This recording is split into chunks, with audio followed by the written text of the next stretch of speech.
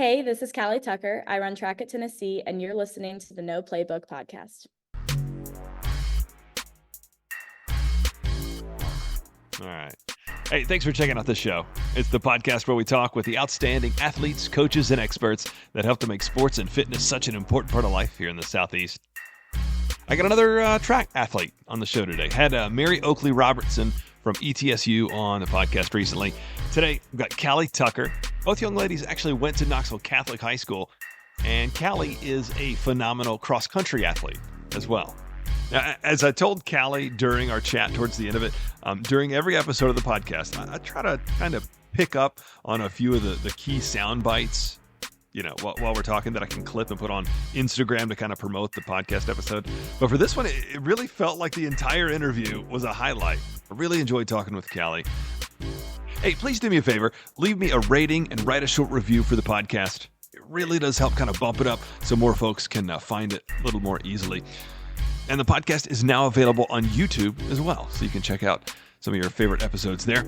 I've got Callie Tucker coming up right after this. Sit tight. Recruit Me puts the recruiting process in your hands. Most student athletes wait for college coaches to discover them, but coaches are busy and don't always have the time to find them. Recruit Me allows you to build an online profile to share directly with college coaches and is designed to help you enter all of the information coaches want to see: your stats, your highlight videos, your academic information, your social links, and more. Plus, our team is here to make sure that your profile stands out with personalized suggestions. With over 25,000 coaches in our database, our premium plan gives you access to D1, D2, D3, and NAIA coaches across the country, and more importantly, gives them access to you. Enter your schedule of games and tournaments to let coaches know when and where you're playing so they can come out and watch you shine. Then communicate with interested coaches via our chat feature. When it comes to recruiting, don't make coaches research you. Do the work for them. Get started today at the Recruit Me app, on the web, and in the app stores. At D1 Training, what we do is in our name. Our D1 athletes become D1 athletes. Whether it's Los Angeles Angels pitcher Ben Joyce, high school soccer national MVP Brindley Murphy, or first-round NFL draft pick Cole Strange, we help all athletes reach their full potential. 5-star training system comes straight from D1 strength and conditioning programs, and D1 has trained over 2,000 professional athletes. Many of them started as young as 7 years old. Check out D1Training.com to learn more about their facilities in Hardin Valley and Sevierville, and coming very soon to Maryville and the Tri-Cities. Great. Is that a mic you got? Yeah, I do have one. Is it working? Yeah, it sounds good. Okay, it's my boyfriend's. He does media and journalism. So he was like, here, take a mic. Yeah, that's a Blue Yeti too, isn't it? Yes. Man, look at that. So what does he do with media? I'm curious. He does the radio for WUTK The Rock. Yeah. He talks on the sports show on Friday nights, and he also swims for Tennessee. So he's a swimmer. But he does that, and then he's just like sports broadcasting. He can't do a ton right now just because of sports, but he's going to Paris this summer actually to report on the Paralympic Games, which is really exciting. Wow. UT. So yeah. That's awesome. I was in the last class that ever had a broadcasting major. Now it's journalism and electronic media. Yes. So my in May of 2003 is when I graduated, and that was the last group that ever got a major in broadcasting. Oh, that's cool. So I did a ton of stuff with WUTK as well. Mm-hmm. Yeah, he loves it. He loves talk. He talks on the radio on Friday nights about Vols sports, and then he does an NFL podcast on Wednesday nights, and they just talk about NFL. It's the guys from the radio station. And yeah. It's called Cover 4, I think. Yeah.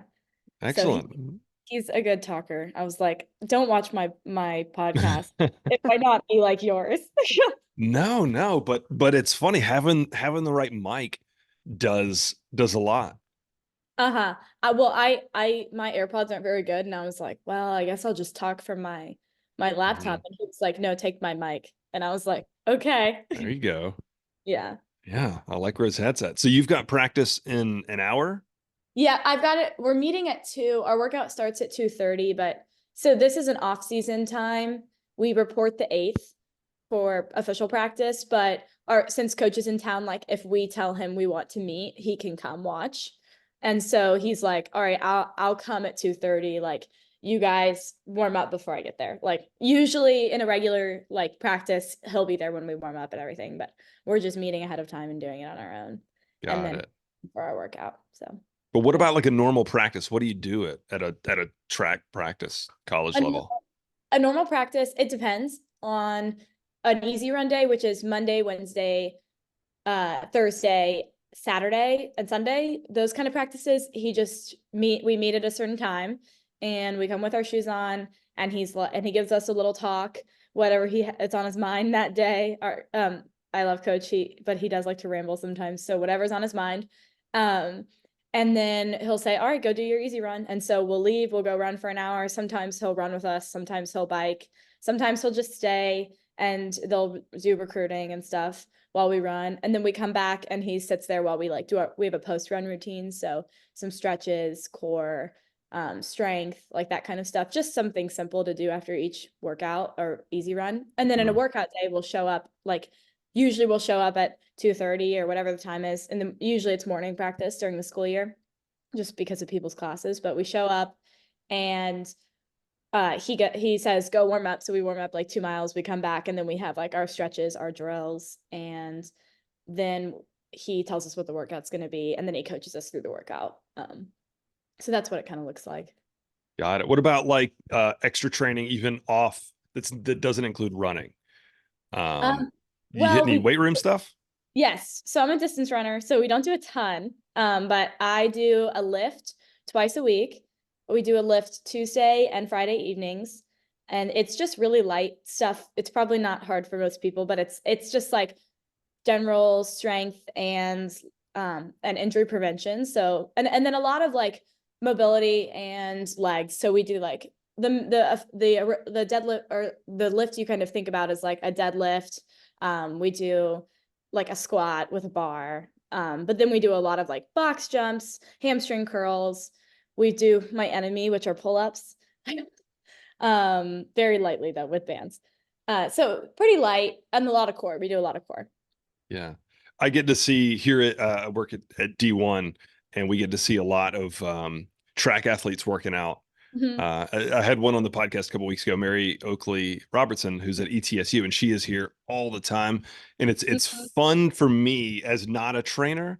You know, I'm the marketing guy, to sit back and kind of watch the different workouts, like even college athletes, like a track athlete's doing something completely different than, you know, even a baseball player, even if they're just working on the same thing, which is flexibility, maybe. She went to my high school. So we went to Knoxville Catholic as well. And we overlapped maybe just a year or two, but she was like one of our only sprinters when we were there. We had a lot of distance people, but not many sprinters. She was good. And I actually went to D1 for physical therapy in high school when I was hurt. So I've been around there a few times.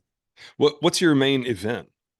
I do the 5K and the 10K on the track, and then cross country. So cross country, everybody does a 6K. So pretty long. Probably specializing a lot in the 10K this year, unfortunately. It's really long, but it's a good race. Is 6K, I'm sorry, you said 6K for cross country. Is that what the men run as well in college? The men do 10K at the regional and national meet, but every other meet during the school year, they do 8K in cross country. But they have the hard task of when they get to the 2 meets that are back to back and the hardest meets of the year, they have to bump up to a 10. I wish that we bumped up a little more. It would equalize the playing field a little bit more, and it would help out with people that are true track runners, like milers. I think it would help the longer distance people in women's, but it's not the case for right now. That's funny, because I would think that even at the distance of 6K, that's still going to separate quite a bit from, because you can't be a sprinter for 6K. It does. It's just sometimes those milers can like gut it out a little bit longer, and then they'll outkick you. And I'm just like, I wish that we raced a little bit longer, because the 10K truly like separates the field and makes sure that you are like have to be in shape to run a 10K. Yeah. You fake it. You can probably kind of fake a 5K if you're talented enough, but you can't fake a 10K. Yeah.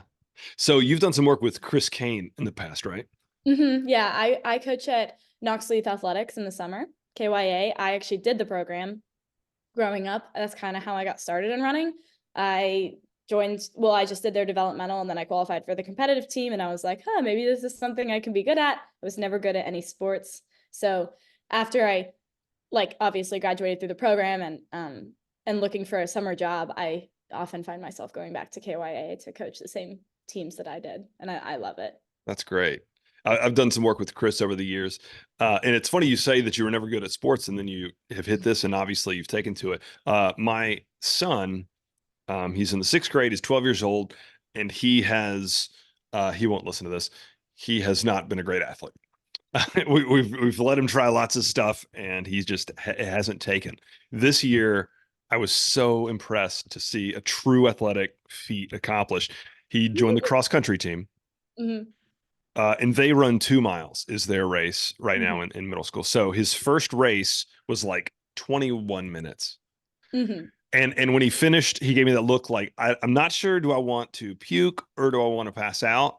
So he just started crying instead. Um, but his last race, which was maybe 3 months later, it was like 17:50. Oh, wow. And Big like the improvement. difference in time is just, I'm like, buddy, you got something here. That's a real accomplishment. You need to Mhm. stick with it. Don't focus on that. There were kids that finished in 14 minutes. Focus on what you did. And I'm hoping, coming into the 7th grade, that's something. Is that kind of the way it happened with you? You weren't that athletic and then you started it and we're like, holy cow, I can do this. Yes. So I think cross country is kind of a catch-all for kids that aren't very good at other sports. And it's a really hard sport. It's not like it's in the sense it's not technical like other sports, but it's kind of how hard do you want to push your body today? And when I was a kid, I did not like it. Like I joined probably in 3rd grade and I remember like running into bushes and hoping that like I could hide and like I didn't have to finish the race because I was so scared and it was so hard.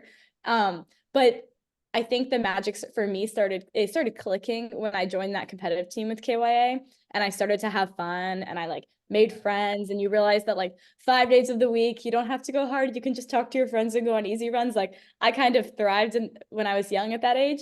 And then I started having some success. And when you get a little bit of success, it's like a gateway drug to wanting more. So you're like, okay, I'm finally good at something. Like I'm going to keep doing this and maybe I can be okay at it. And then like through my middle school years, I improved like exponentially, probably from KYA and a mix of like my middle school coaches and then set me up well to go to high school. And high school is when I really was like, okay, I think I can run in college. So how am I going to get there?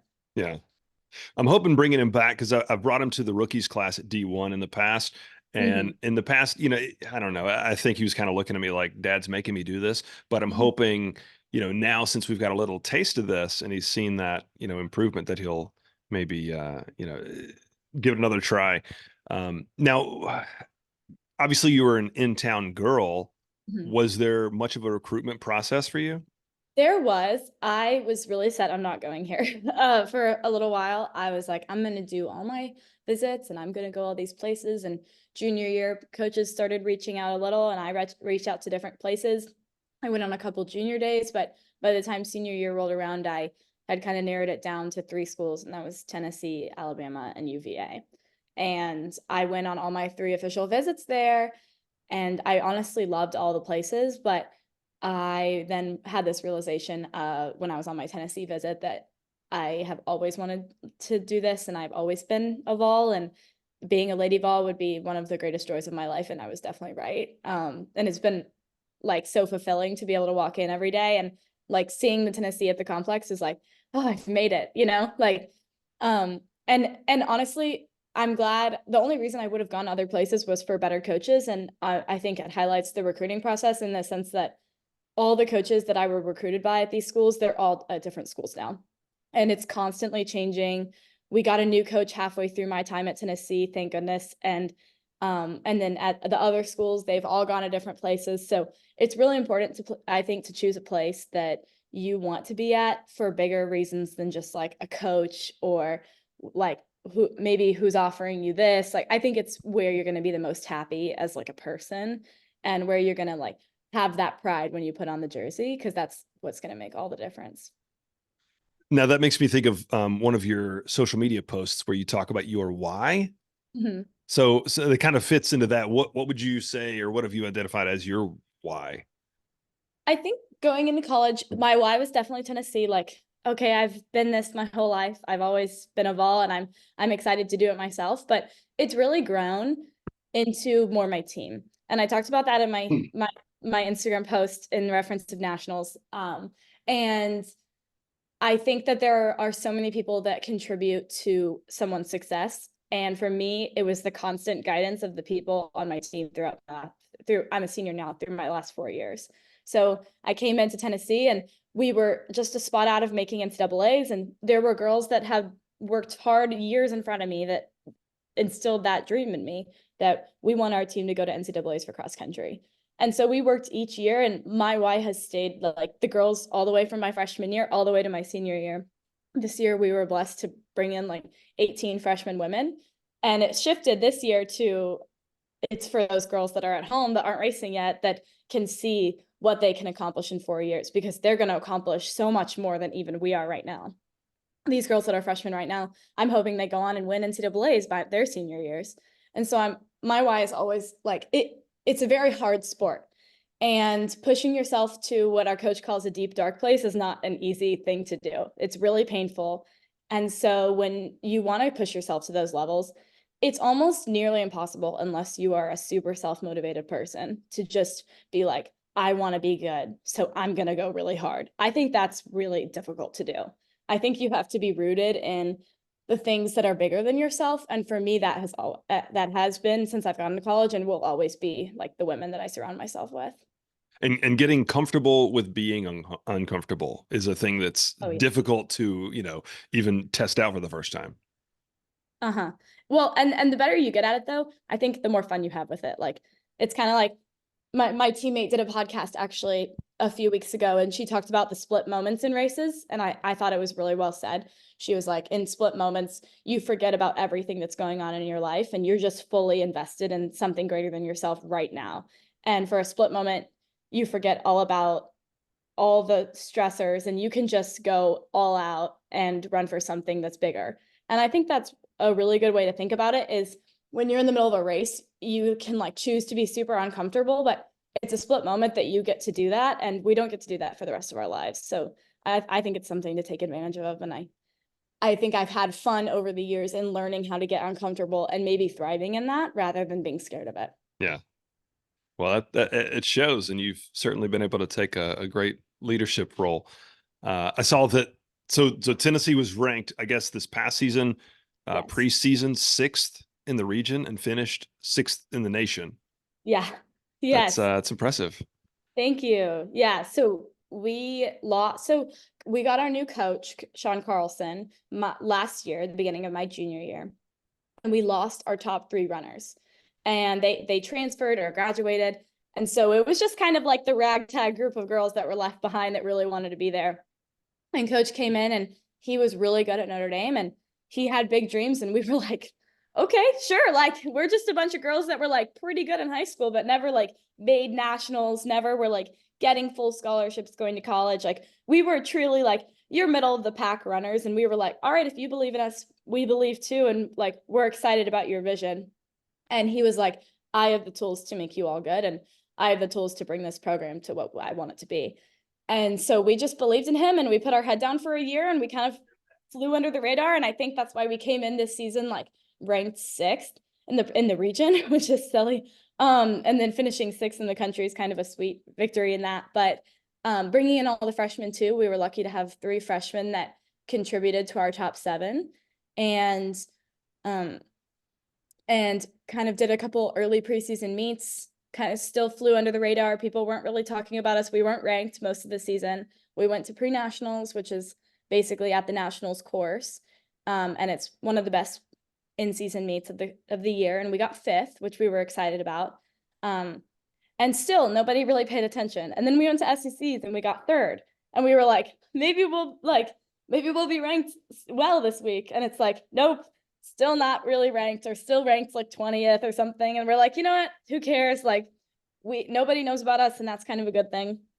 Then we went into region. I think that was the first time we turned heads because we won our region meet, and we won it in Gainesville, and we beat Florida, who was consistently ranked in the top 10 all year. So I think that was like, whoa, what's the Lady Vols up to? What are they up to? Like, was that a fluke? Did Florida not run their best girl?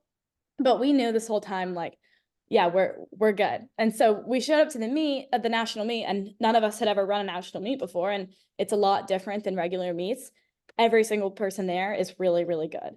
So it's not easy to hide. And it's like, if you have a bad day, it shows.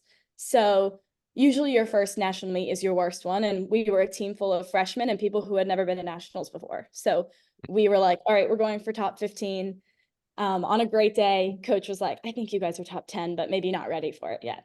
And then we finished the race and he calls us all together and he's not telling us what place we got. And we're like, oh gosh, did we do really bad? Like, and he's like, nope, you got 6th. And we just like screamed and cried and jumped around. And it was a really good moment. And then all the articles after were like, Tennessee Vols, like biggest surprise of the meet. Like, each of the writers of, it's called the Stride Report, and each of the writers on their like postseason article was like, we gave Tennessee Lady Vols like less than 1% chance of getting what they did at nationals, and they were a big shock, but we'll see in the future. Like, so I think we still might be kind of, people are just unknown, but we believe in ourselves and we've worked together for a long time now, and we believe in our coach and our mission. So Yeah. it's a great year. Now, one of the questions I ask everybody on the show is to share one unforgettable sports memory. It sounds like that could be yours for sure.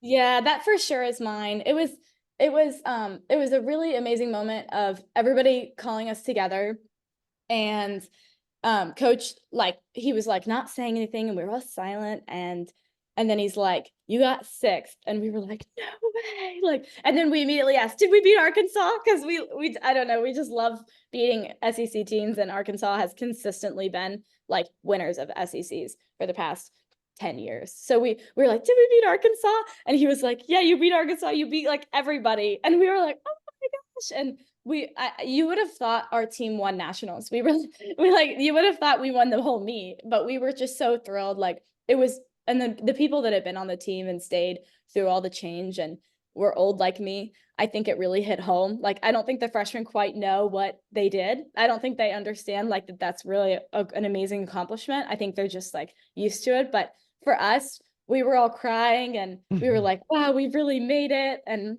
coach is like, well, you haven't made it. Like, you have one more year. Like, you need to hold on, because I have my 5th year. And a lot of us, actually, our entire top 7 is returning next year. Wow.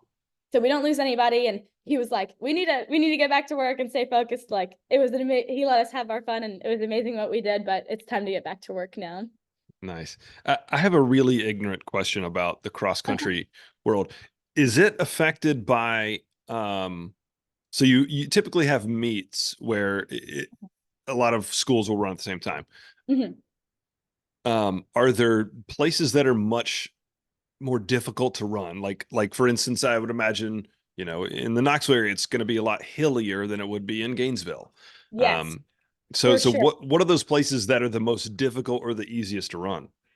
I would say it just varies on what kind of terrain you're doing, and then also what kind of weather. So for us, Knoxville's super hilly, and so we usually don't have too much of a problem. Somewhere like UVA was super hilly. That was where nationals was. But somewhere like Gainesville is completely flat, and that we did great there. So I think it kind of, as long as you're prepared and you're getting in the hills when you need to, like, I don't think it makes a big difference. I think the most difference comes in weather. And something we're thinking about next year is nationals is in Wisconsin. And it's going to be really, really cold in November, and we don't run in the snow. So like, that's something we're going to have to consider and like be mentally ready for more than anything. I don't think it's much of a physical difference. If anything, it's a mental difference. And it's something that we're going to have to be prepared for, is going up to nationals and running in snow. And we don't have as much as experience as other teams that get to train in the snow all the time.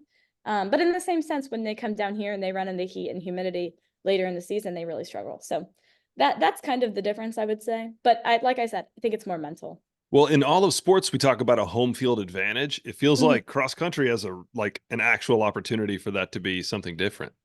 For sure. And that's why we were really pumped when we beat Florida at home at regionals, because it's like you train on that course every day, and we went out there and beat you guys. Like we were so pumped about that. And it is an advantage to know the course, you know, when the hills are coming, but in the same sense, it could be a disadvantage if you like mentally get in your own way. Like you're like, oh, I know exactly where I am on this course. It's kind of fun to kind of be naive and go in and be like, well, I'm just going with the race and I'm going to compete and I'll hit the mile markers when I hit them. So what's next for you after this next season even? What's next is, well, first off, we're gearing up for indoor and outdoor track. So shifting gears to track season, getting into that individual mindset, getting into running fast times mindset, and then cross country next year. And we're trying to go and just keep improving. So we don't quite know what that looks like yet. We're still looking at transfers. We're still looking at who's coming back and everything, but it's definitely going to be looking, we're hoping that we could podium, which is top 4. At the national meet. And then for me, after that, I'm hoping to go to medical school. So looking life beyond running, that's like in my future. I'm going to take the MCAT this summer. So you got a lot coming up. Yes, I stay busy. Being a pre-med student athlete is not easy, but it's fun, and it's what I'm passionate about. Well, I'm all aboard. I fully believe in you guys. I think you can podium next year. And yeah, that's an inspiring story. You had so many great things. I typically listen through a podcast like, I can clip this, I can use this for, I'm like, there was so many of those. That was great. Oh, So. I'm a talker. So that's why I was like, we need time, because I'll chat your ear off. Good. Well, Callie, thank you so much for being accommodating. Best of luck this season, and yeah, have a good one. Thank you. See ya. All right, go Vols. Yeah, go Vols.